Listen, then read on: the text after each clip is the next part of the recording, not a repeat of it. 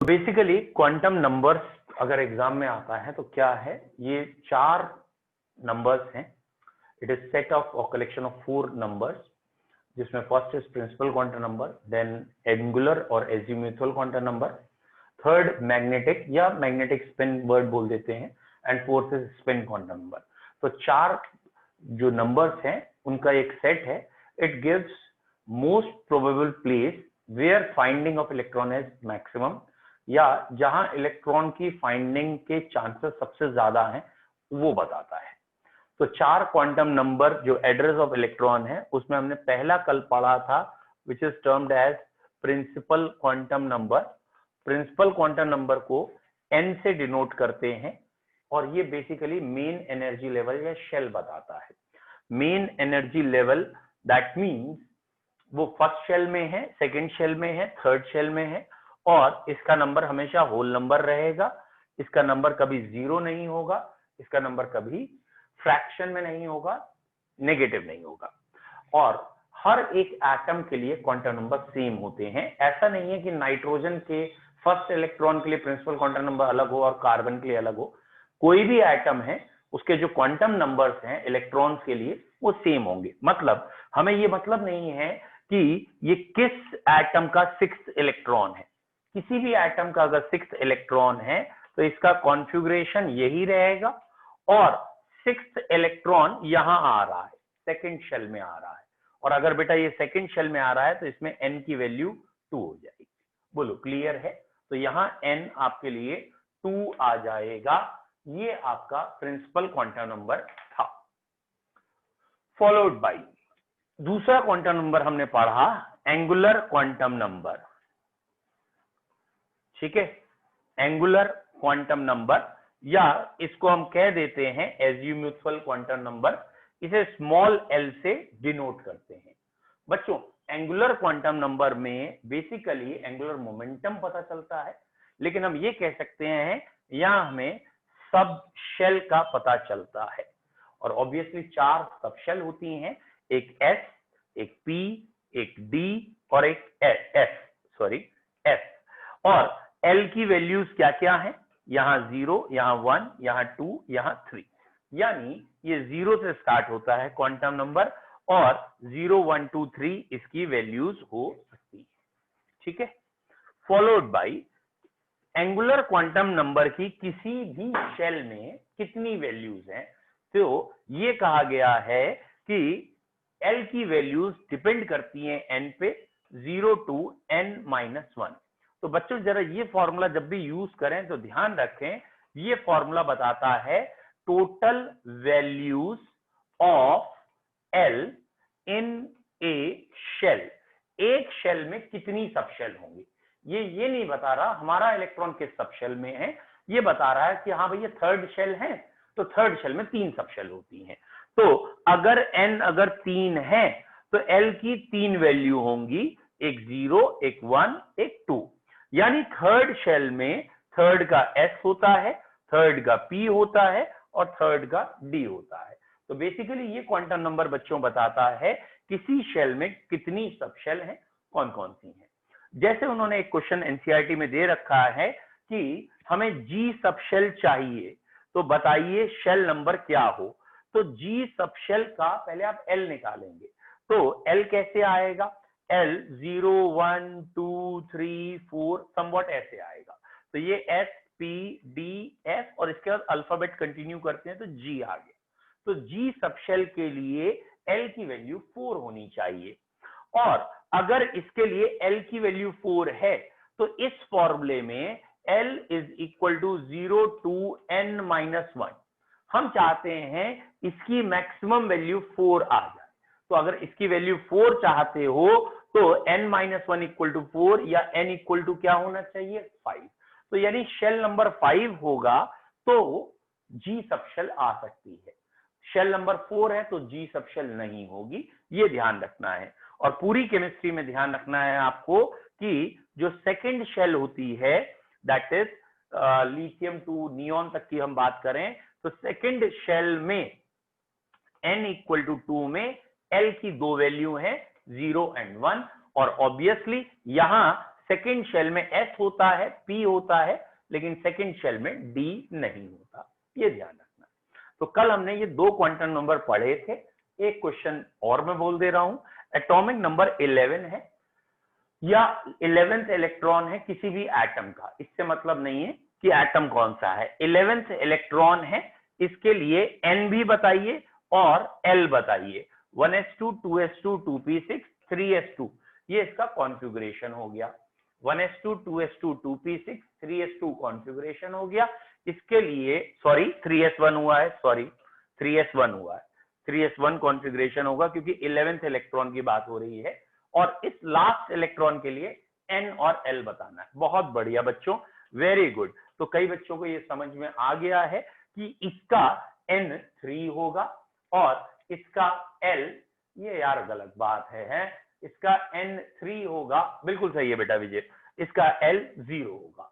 तो अब ये कोई नहीं बोलेगा कि L012, क्यों? क्योंकि थर्ड शेल की S सबशेल में इलेक्ट्रॉन है, तो इसी का n पूछा गया है, इसी का l पूछा गया है। अगर पूछा जाता थर्ड शेल में कितनी सबशेल हैं, तो आप कहते थर्ड शेल में 3 सबशेल हैं और नेम एसपीडी, नंबर 012, इनका नंबर है 012 और नाम है एसपीडी।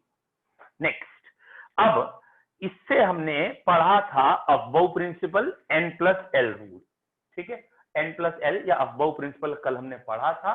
उसमें ये कहा था उस शेल में इलेक्ट्रॉन पहले जाता है, उस सबशेल में पहले जाता है जिसका n+l छोटा हो, और अगर बच्चों दो सबशेल के लिए n+l बराबर होता है तो जिसका n छोटा है उसमें इलेक्ट्रॉन जाता है, और अफबाउ रूल बन गया था।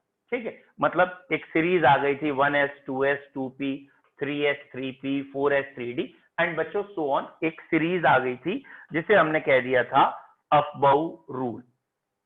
नाउ अफबाउ प्रिंसिपल के बाद तीसरा क्वांटम नंबर जो आज हमें पढ़ना है वो है मैग्नेटिक क्वांटम नंबर। बच्चों मैग्नेटिक क्वांटम नंबर क्या है? जब ये जो इसको हम सबशेल कह रहे हैं ना, इस सबशेल को मैग्नेटिक फील्ड में ले गए तो मैग्नेटिक फील्ड में ये फिर ओरिएंटेशन शो करने लगा, अलग अलग डायरेक्शन में ऑर्बिटल बटने लगे। मतलब एक सिंपल भाषा में अगर समझें कि सपोज दैट मेरे पास अगर ये मान के चल रहे हैं 3 पेन एक जैसे हैं, सपोज, ठीक है, मान के चल रहे हैं, समझाने के लिए कह रहा हूं, तो ये एक जैसे 3 अलग अलग पेन हैं और ये पहले इकट्ठे हमें ऐसे दिख रहे थे, ऐसे, तो ऑब्वियसली अगर कायदे से पकड़ा जाएगा तो एक ही दिखेगा, एक एक्सिस में, आपकी एक्सिस से एक दिखना चाहिए, ये एक दिख रहा, लेकिन जैसे ही ये मैग्नेटिक फील्ड में एंटर किया, ये एक्स एक्सिस, ये वाई एक्सिस और ये जेड एक्सिस, यानी ये 3 अलग अलग एक्सिस में बट गए। Is it clear? X Y और जेड में अलग अलग बट गए। तो अब उन्हें ये बताना पड़ा कि ये क्या हुआ, तो एक नया नंबर डिराइव किया गया, मैग्नेटिक क्वांटम नंबर, जो बेसिकली यहां बताता है बेटा, मैग्नेटिक क्वांटम नंबर अगर एकदम डायरेक्ट वर्ड पे आ जाए तो ऑर्बिटल बताता है। ठीक है, ये हमें क्या बताता है? ऑर्बिटल। और जिन बच्चों ने ध्यान से सुना उन्हें मालूम होगा, शेल, शेल के अंदर सबशेल और सबशेल के अंदर ऑर्बिटल। तो पहले हमने बताया आपको शेल नंबर 3 है तो सबशेल कितनी हो सकती हैं? 0 1 2 3 हो सकती हैं। अब हम बात कर रहे हैं कि किसी एक सबशेल के अंदर कितने ऑर्बिटल हो सकते हैं। तो बेसिकली मैग्नेटिक क्वांटम नंबर बताता है ऑर्बिटल्स ऑफ ए सबशेल, एक सबशेल के ऑर्बिटल या ऑर्बिटल्स बताता है, सिंपल बात। तो ये ऑर्बिटल्स के बारे में कैसे बताता है बेटा? ये कहा गया है इसकी वैल्यू एल पे डिपेंड करती है, किसी शेल, किसी सबशेल में कितने ऑर्बिटल हैं। बेटा m की टोटल वैल्यूज होती हैं -L2 + L, ये कहा गया। m की टोटल वैल्यूज कितनी है? -L2 + L। मतलब क्या हुआ भैया इस बात का -L2 + L? जैसे आपने अभी पढ़ा है L की वैल्यू सपोज 1 है, तो 1 किसके लिए है? आपने पढ़ा है p सबशेल के लिए 1 है। अगर L की वैल्यू 1 है तो m की क्या क्या वैल्यूज हो सकती हैं? तो बेटा m की 3 वैल्यूज हो सकती हैं, -1, 0 और +1। -1, 0 और +1।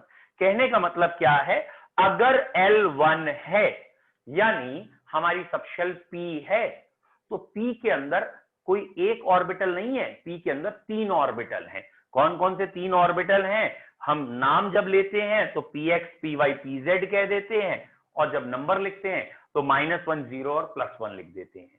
तो बेसिकली यहां क्या कहा गया है कि अगर L1 है तो m -1 से +1। फिर अगर L2 है यानी D सबशेल है, तो m क्या क्या हो सकता है बेटा? m होगा -2, -1, 0, ऑब्वियसली +1 एंड +2। तो अगर L2 है यानी D सबशेल है, तो उसके अंदर कितने ऑर्बिटल होंगे? 5। 2 दूनी 4 और एक 5 ऑर्बिटल। P सबशेल में कितने ऑर्बिटल? इसका डबल करके 1 ऐड कर दीजिए। कहने का मतलब टोटल ऑर्बिटल्स किसी शेल में कितने होते हैं? तो बेटा टोटल ऑर्बिटल्स होते हैं 2l + 1। 2l + 1 कि अगर एक सबशेल का नाम S है, अगर सबशेल का नाम बच्चों S है, तो S सबशेल में L की वैल्यू 0 आ गई, L 0 आ गया, तो M की टोटल वैल्यूज कितनी आएंगी 2l + 1 में? तो ऑब्वियसली इसको अगर आप 0 रखोगे तो 2 × 0 = 0 + 1 1। तो M की एक ही वैल्यू आएगी और उस वैल्यू का नाम क्या रखा है? 0। क्यों? M कहां से कहां तक होता है? -l से +l तक। तो -l से +l तक तो कोई नंबर आएगा नहीं ना, 0 में -0 से +0, तो एक नंबर ये आया। फिर सुनना क्या कह रहे हैं, अगर ये P सबशेल है तो बेटा L की वैल्यू 1 आई। अगर L 1 है P सबशेल के लिए, तो उसके लिए M 3 वैल्यूज आएंगी। 3 क्यों आएंगी वैल्यूज? क्योंकि हमने कहा टोटल वैल्यूज का फॉर्मूला है 2l + 1। L की जगह 2 रखिए, तो 2 × 1 2 + 1 3, तो 3 वैल्यूज आएंगी। अब ये 3 वैल्यूज कौन कौन सी हैं? ये 3 वैल्यूज हैं -1, 0 एंड +1।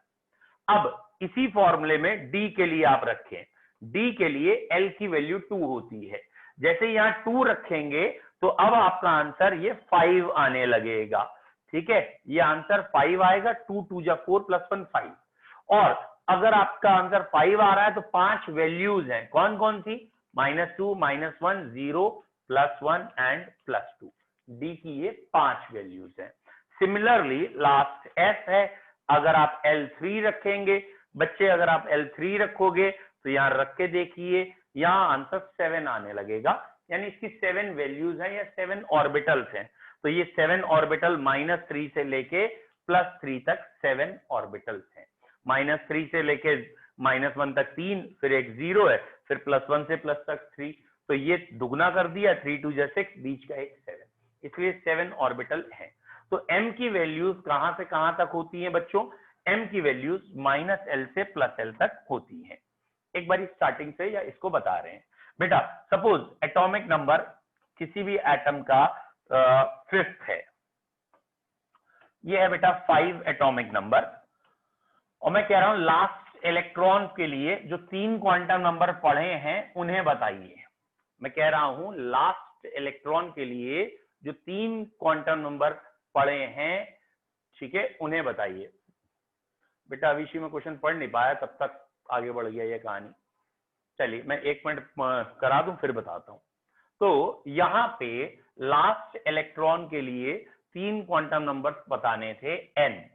तो बेटा ये लास्ट इलेक्ट्रॉन सेकंड शेल में आ रहा है तो n2 हो गया। लास्ट इलेक्ट्रॉन p सबशेल में आ रहा है तो l1 हो गया।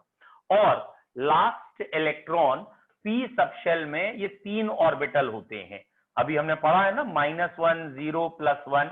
और बेटा इसे उल्टा भी लिखा जा सकता है, और बल्कि सही बताऊं तो हायर लेवल पे हम उल्टा ही लिखते हैं। ठीक है, मतलब ये कोई ग्राफ नहीं है कि इधर माइनस होगा इधर प्लस होगा, हायर लेवल पे हम इसे पहले लिखते हैं, बट आपके लेवल पे चलेगा, आप दोनों में से कुछ भी लिख लें। तो ये रहा हमारा इलेक्ट्रॉन। तो m की वैल्यू अभी मैंने 1 लिख दी है। पहले ये तीनों क्वांटम नंबर आपको क्लियर हुए हैं या नहीं हुए ये देख लेते हैं। अच्छा m में आप ज्यादा वो मत करिए कि -1 लिखा है या +1, आपके लेवल में अधिकतर बुक्स ने माइनस से प्लस दिखा रखा है, तो ठीक है, लेकिन हायर लेवल पे जब पढ़ते हैं स्क्रोडिंजर वेव इक्वेशन सॉल्व करते हैं तो ये प्लस पे माइनस होता है एक्चुअली, लेकिन सर एम की वैल्यू कैसे आई? इसकी वैल्यू बेटा सर एम की समझ में नहीं आई। Yes sir. L1 आया, L1 समझ में आया? बेटा अगर L की वैल्यू 1 है तो M की 3 वैल्यूज हो सकती हैं। अगर L 1 है तो M की 3 वैल्यूज हो सकती हैं, ये पढ़ाया था अभी। अगर L 1 है तो M की 3 वैल्यूज हो सकती हैं, ये 3 -1 से +1 के बीच में। M की वैल्यूज होती है -L से +L के बीच में, तो ये 3 वैल्यूज हो सकती हैं, -1, 0, +1। और हमारा पहला इलेक्ट्रॉन है तो आप -1 लिख देंगे तो भी टीचर नहीं काटेगा, आपके लेवल पे नहीं काटना चाहिए टीचर को, क्योंकि आपके बुक में -1 ही दे रखा होगा। हाँ बोलिए सर, एक बार एस वाला केस फिर से बता दीजिए। कौन सा सर? एस सब शेल वाला। एस में तो कोई केस ही नहीं है, वो तो केसलेस है सर उसमें मेरे को समझ में नहीं आया, वो 0 कर देता। समझना ही नहीं तुझे, इसलिए नहीं आया। अभी देखो 1 मिनट लगेगा। एस वाला इजीएस्ट है, देखिए क्यों। मैंने ये कहा सपोज 1s2 2s2 या 2s1, ठीक है, मैं ये कह रहा हूं ये थर्ड इलेक्ट्रॉन है, इसके लिए जरा बताइए n, l और m। तो भैया इसके लिए n तो 2 है, यहां तो मिस्टेक नहीं होनी चाहिए। इसके लिए l कितना है? आई होप सो मिस्टेक ना हो, 0। इसके लिए l खाली 0 है। Very good, very good. तो बेटा इसके लिए m भी 0 हो गया, क्योंकि m की वैल्यू होती है -L2 + L। अरे बेटा -L2 + L तो यहाँ कुछ है ही नहीं ना, यहाँ तो 0 वैल्यू है। 0 को -0 से +0 तक क्या देखें, कुछ नहीं देखना, तो 0 ही है। सिंपल लैंग्वेज है, s में एक ऑर्बिटल होता है, जब एक ऑर्बिटल है तो उसका नाम 0 रखा है तो ये वैल्यू 0 आ गई, ठीक है।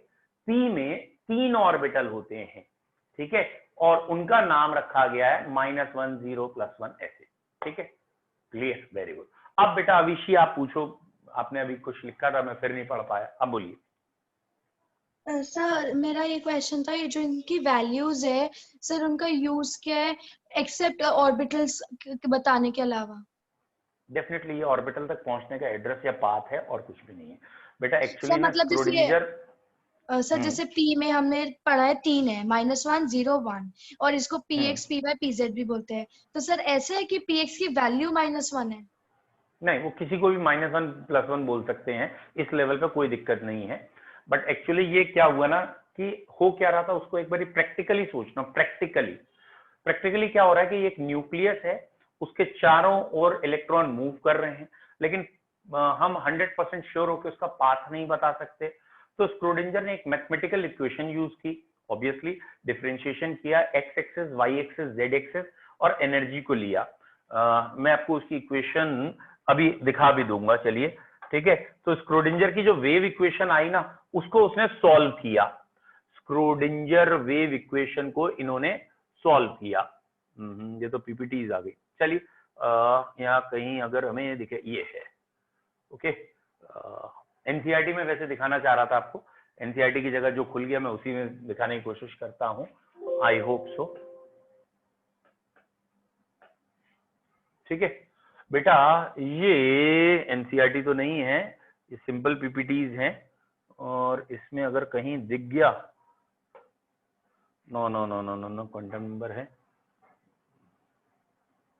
अच्छा, एनसीईआरटी में ये इक्वेशन है, मैं आपको एनसीईआरटी दिखाना चाहता था, सॉरी, थोड़ा बहुत यहाँ लिखा है, लेकिन इससे आपका काम नहीं चलेगा, जो हम आपको समझाना चाह रहे हैं वो नहीं चलेगा।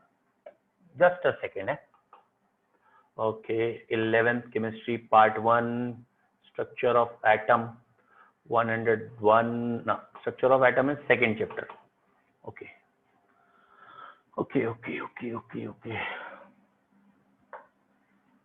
सर जो अभी हमने लास्ट क्वेश्चन किया तो उसमें m की वैल्यू हमने 1 ली थी, तो उसमें -1 भी ले सकते थे?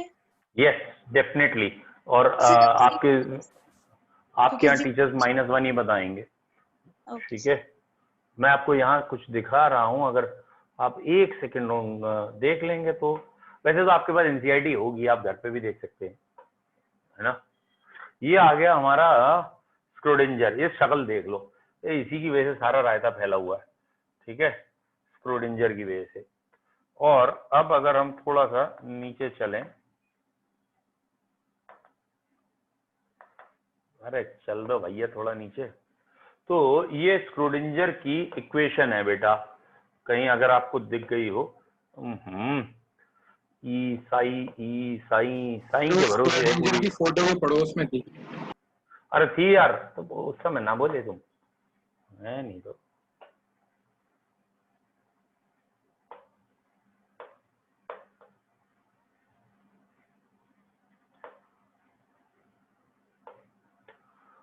चलो ये आ ही जाओगे, कब तक बचोगे स्क्रोडिंजर हमसे तुम,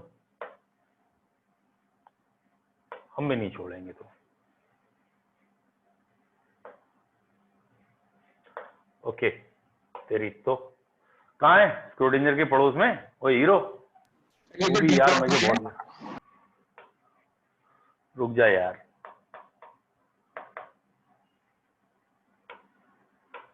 यस जी आई कहानी, 1 मिनट रुको, मैं तुम्हें, हाँ नहीं यार स्क्रोडिंजर के पड़ोस में इक्वेशन दिख नहीं रही, तुम्हें कहाँ दिख गई। चलिए जानबूझ के मैं नहीं दी होगी, तुम्हें डी ब्रॉगली या कुछ और दिखा होगा, I hope so. Dual nature de Broglie नहीं है यहाँ पे। ओके अभी बेटा, अब मैं इस पे टाइम वेस्ट नहीं करना चाहता, क्योंकि मुझे नहीं दिख रही।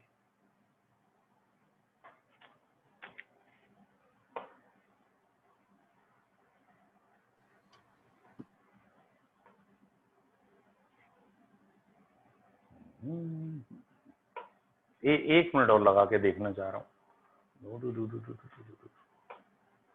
ओके, खाली नाम है, इक्वेशन नहीं है।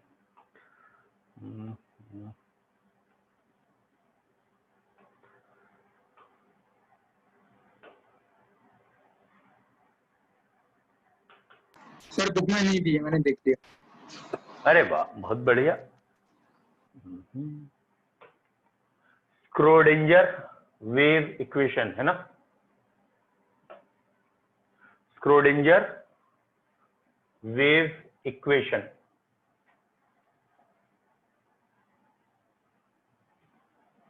तेरी तो भाग गया।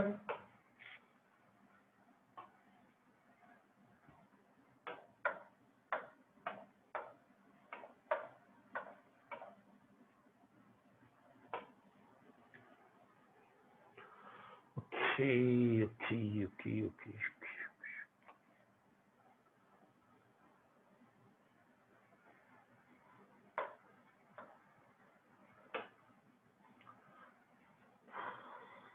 बच्चों कुछ ऐसी है स्क्रोडिंजर वेव इक्वेशन, ठीक है, जो अभी मुझसे कट नहीं होगी। डी स्क्वायर साई, ये आपको पता नहीं दिख रहा है नहीं दिख रहा, D square psi upon D X square plus D square psi upon D Y square plus D square psi upon D Z square. अब जी क्या है भैया, improve English, Schrodinger versus Heisenberg, ये है plus 8 pi square M upon H square E minus V, energy minus potential energy, psi equal to 0। और बेटा इस इक्वेशन को जब सॉल्व किया गया था तो इसके सॉल्व करने के बाद क्वांटम नंबर्स बने हैं एन, एल और एम। ये 3 क्वांटम नंबर्स इस इक्वेशन को सॉल्व करने से बने हैं। Is it clear? इसलिए हमें पढ़ने की जरूरत पड़ रही है, ठीक है। चलिए हम लौट के आते हैं। फिलहाल ये 3 क्वांटम नंबर हुए हैं। अब एक बारी जरा 2-3 क्वेश्चन से प्रैक्टिस कर रहे हैं। ये रहा बेटा एटॉमिक नंबर 7, ये लिखा है हमने 1s2 2s2 2p3, ठीक है। लास्ट इलेक्ट्रॉन के लिए तीनों क्वांटम नंबर बताने हैं, n, l और m। जो कंफ्यूजन है वो दूर करने की कोशिश कर रहा हूं। n की वैल्यू 2 है क्योंकि ये सेकेंड शेल है, l की वैल्यू 1 है क्योंकि ये p सब शेल है, और N2, L1 और M की बेटा तीनों में से कोई भी वैल्यू आप ले सकते हैं ऑब्वियसली, लेकिन तीनों मत भूलिएगा। आप ये मत बोलिएगा तीनों बोल दिए आपने, ये इलेक्ट्रॉन तीसरा है हमारा, यहां पे हमारा इलेक्ट्रॉन है, और आप या तो इसको 0, इसे +1, इसे -1 कह के इसे +1 कह दीजिए। Okay, what ever you think, ये आंसर आपको करना होगा, ठीक। और ये चीज जो मैंने अभी की है इसे मैं अभी पढ़ाऊंगा। It is termed as Hund's rule.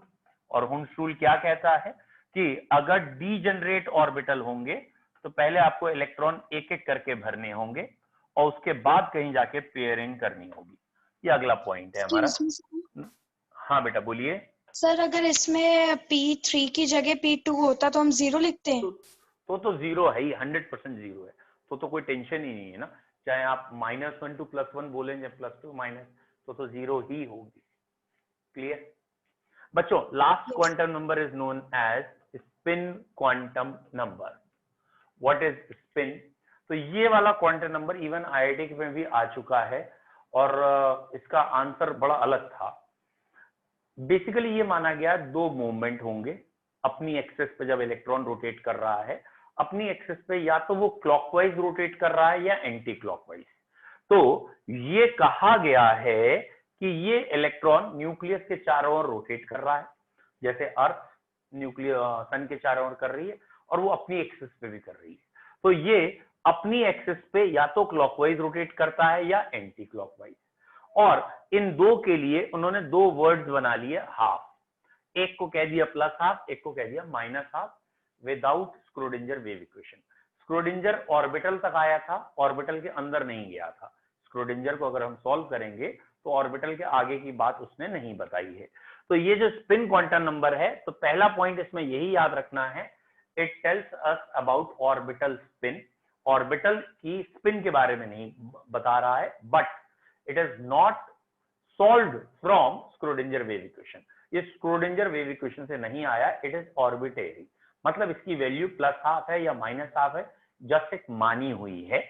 और ऐसा कोई लेना देना नहीं है कि प्लस का मतलब क्लॉकवाइज है और माइनस का मतलब एंटी क्लॉकवाइज। आईआईटी ने ये क्वेश्चन पूछा था कि स्पिन क्वांटम नंबर में +12 में प्लस क्या सिग्निफाई करता है, और ऑप्शन में दे दिया था क्लॉकवाइज।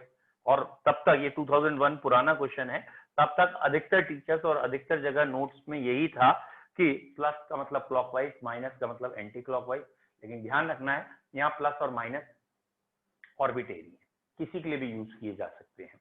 बस स्टूडेंट और टीचर के बीच में एक चीज समझ में आ जाए, इसलिए ये कहा गया है कि जब भी आप किसी ऑर्बिटल में पहला इलेक्ट्रॉन रखें तो उस पहले इलेक्ट्रॉन को आप +12 कह दें, और दूसरा इलेक्ट्रॉन जब भरेंगे तो उसको आप -12 कह दें, जिससे कि सारे बच्चों का आंसर, टीचर जो चेक कर रहा है सबका आंसर सिमेट्रिकल आए।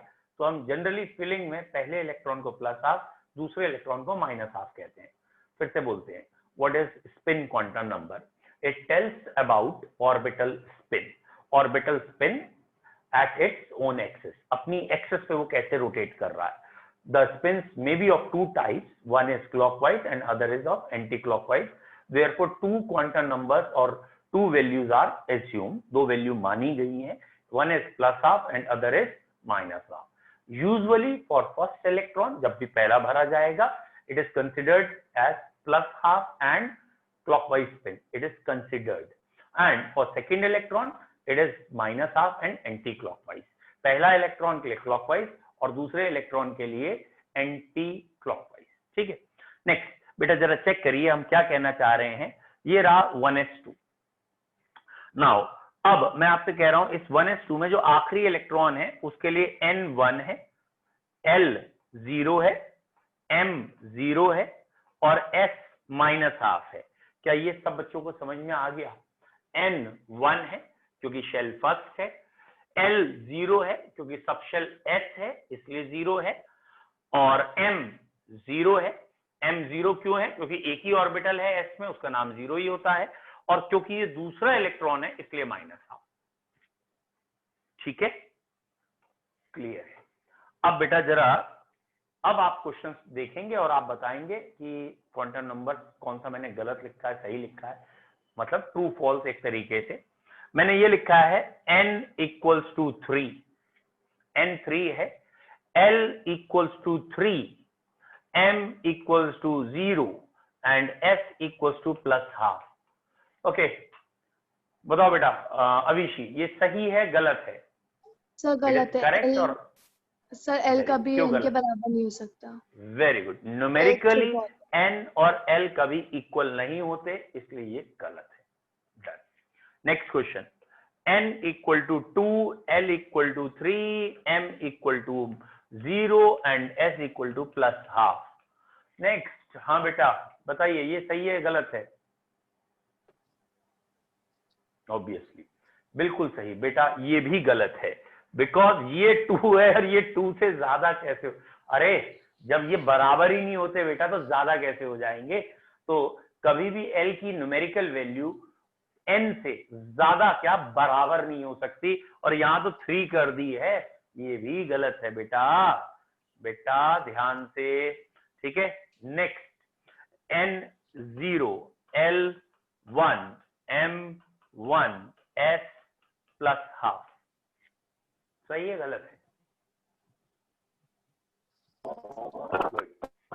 n can never be 0, n कभी 0 नहीं हो सकता, इसलिए गलत है।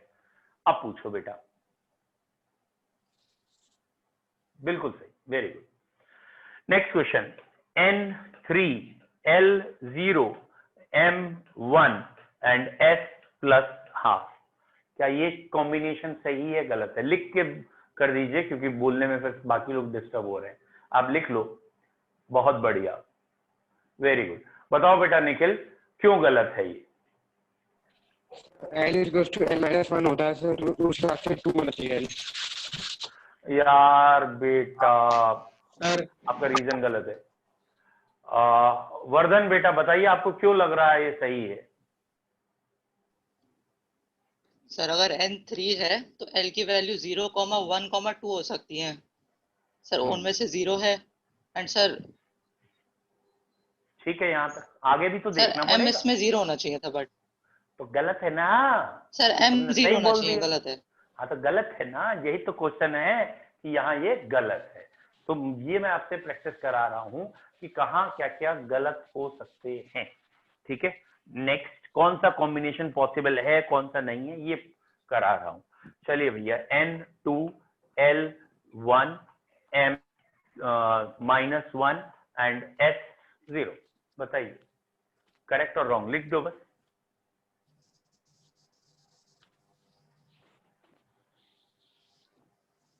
बहुत बढ़िया। बताओ बेटा मानसी क्यों गलत है?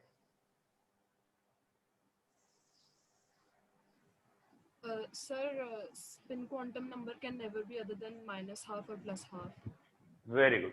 तो ये 0 है इसलिए गलत है, और बाकी लोगों ने भी सही बताया था कि बाकी ये 3 चीजें एकदम सही हैं, खाली एस में गलती है, ठीक है। अब इसके 3-4 छोटे छोटे से पॉइंट हैं, मैं उनको डिस्कस कर रहा हूं कि ये लिखा है बेटा, सपोज दैट 4g, या पहले मैं छोटे ऑर्बिटल से स्टार्ट कर लेता हूं। ये लिखा है बेटा 2d, इज इट पॉसिबल और नॉट? ये सही है या गलत है? 2d इज पॉसिबल और नॉट? वेरी गुड, बिल्कुल अच्छा है। नहीं है, क्यों नहीं है? क्योंकि यहाँ n2 है और l भी 2 आ रहा है, विच डू नॉट एग्जिस्ट, इसलिए पॉसिबल नहीं है। पीरियड वाला रीजन भी दे सकते हैं ना कि सेकंड पीरियड में कभी डी आता ही नहीं है। नहीं बेटा, पॉइंट तो आपका सही है, लेकिन एग्जामिनर यहाँ पता है क्वेश्चन कुछ और पूछ रहा है। आप रट्टाफिकेशन में तो नहीं कह सकते ना कि डी आता ही नहीं है इसलिए हम नहीं लिख रहे। आप ये कहेंगे n की वैल्यू 2 है तो l की वैल्यू जो पॉसिबल है वो 0 एंड 1 है, एंड l कांट बी 2, इसलिए d नहीं आता, ठीक है। सेकंड में d आता ही नहीं है, ये तो हुआ ना कि इस बेसिस पे आपने कहा, तो ये उसका प्रूफ है कि सेकंड में d इसलिए नहीं आता, ठीक है। थर्ड एस पॉसिबल और नॉट? गुड। n3 है और l भी 3 आ रहा है, इसलिए ये भी पॉसिबल नहीं है। Third is 3f is not possible, ठीक है। कोई और नंबर एक बार ये लेके देख लेते हैं, ठीक है। लेट सपोज ये कह दिया इन्होंने 4s पॉसिबल और नॉट? यहां n 4 है और l 3 है, पॉसिबल है। अगर n4 होगा और L3 होगा तो एक कम होके ये पॉसिबल है। Very good. नेक्स्ट बेटा, अगर ये कहें हाउ मेनी ऑर्बिटल्स, कितने ऑर्बिटल्स होते हैं इन ए शेल, किसी एक शेल में कितने ऑर्बिटल्स हैं, how many orbitals in a shell. तो इसका शेल का एक नंबर मान लेते हैं, शेल का नंबर है सपोज n, ठीक है, शेल फर्स्ट है, सेकंड है, थर्ड है, तो how many orbital in a shell. ये आंसर आप सबको आता है, लेकिन यूजुअली इसका आंसर पहली बार में क्लिक नहीं होता।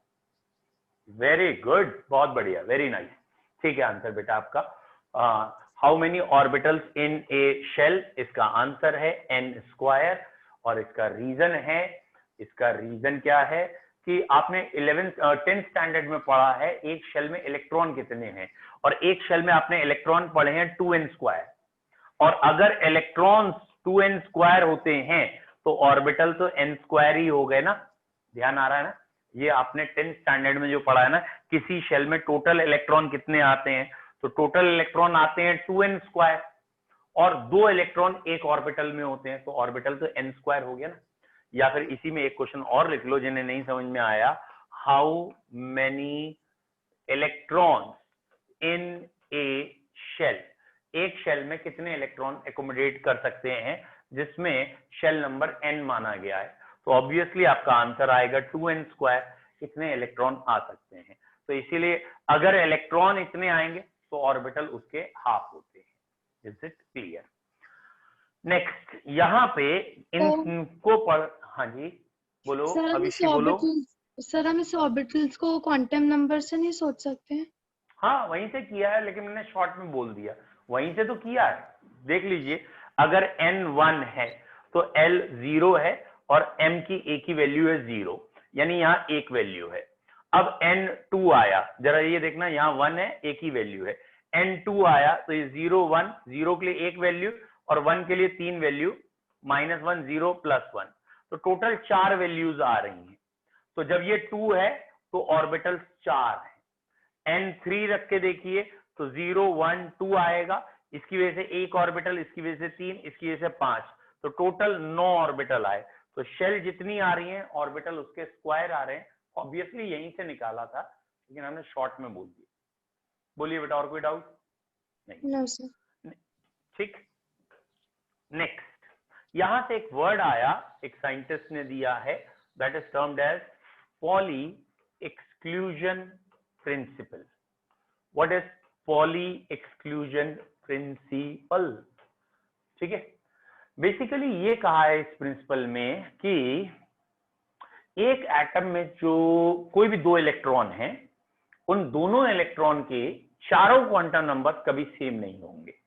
नो 2 इलेक्ट्रॉन, या स्टार्टिंग करिएगा इन ए एटम, एक एटम के अंदर in a atom no 2 electrons can have same value for all the 4 quantum numbers, 3 may be same, 4th must be different.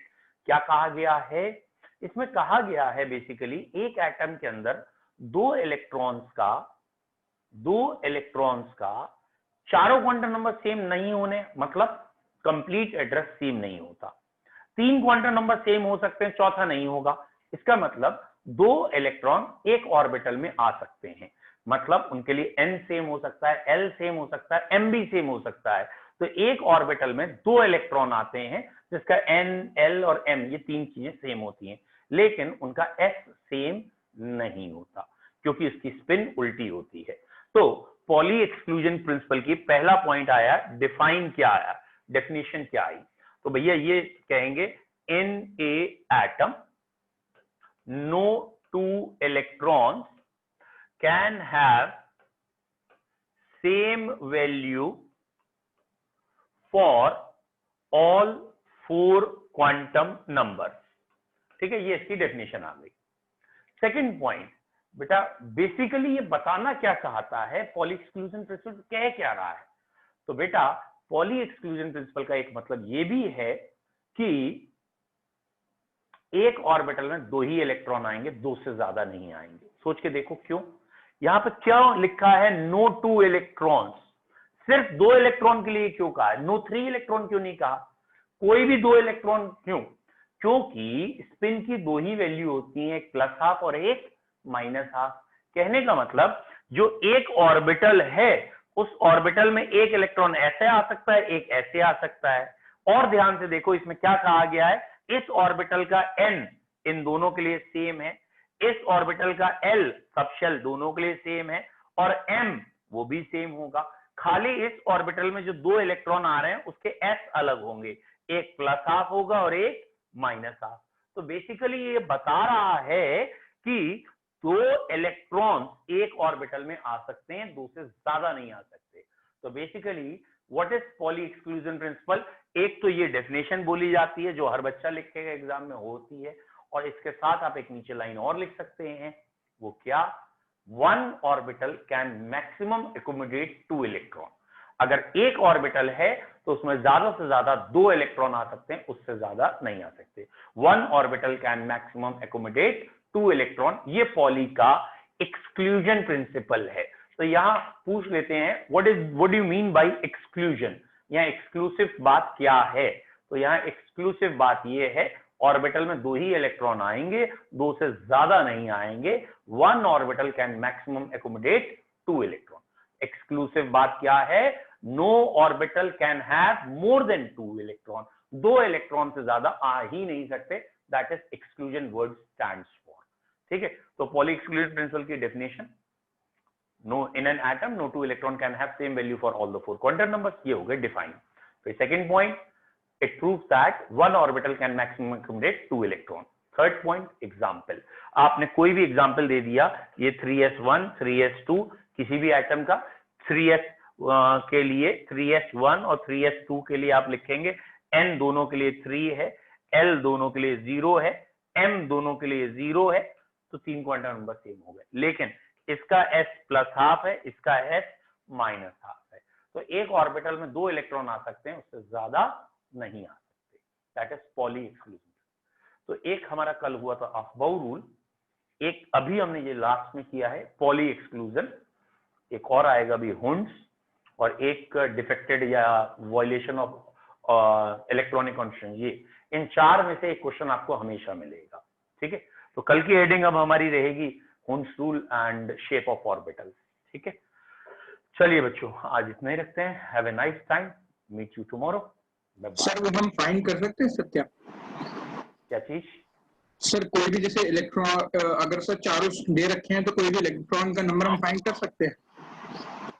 हाँ, इस एटम में अगर हाँ बेटा, हर एक जैसे 3s1 है तो 11th होगा, 3s2 है तो 12th ही होगा, वो तो इलेक्ट्रॉनिक कांस्टेंट के साथ ही आया है ना। तो अगर n की वैल्यू जैसे हमें p में अगर कोई आ रहा है और n की वैल्यू अगर हमने -1 ले ली तो उससे कोई डिपेंडेंस नहीं पड़ेगा ना सर? ओके सर, तीनों डी जनरेट है, कल हुंड्स रूल कराऊंगा, समझ में आ जाएगा। Thank you sir. Thank you, sir. Thank you, sir.